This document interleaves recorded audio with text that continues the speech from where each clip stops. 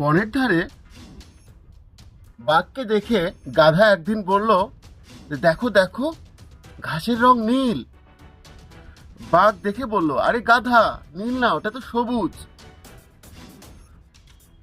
এই বলে বাঘ গাধার সাথে তর্কে জড়িয়ে পড়ল।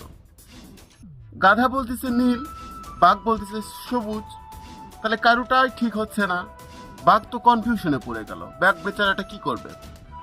পরে গাধা বলতেছে ঠিক আছে, বনের রাজা যেহেতু সিংহ, তো সিংহর কাছে আমরা যাই। সিংহ মহোদয় কি বিচার দেয়, কি বিচারে রায় দেয়, সেটা আমরা দেখি।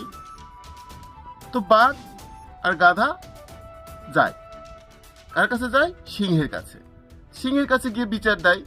গাধা তখন বলতেছে দেখেন, ঘাসের রং তো নীল, কিন্তু বাঘ বলতেছে ঘাসের রং সবুজ। এটা কি কখনো সম্ভব?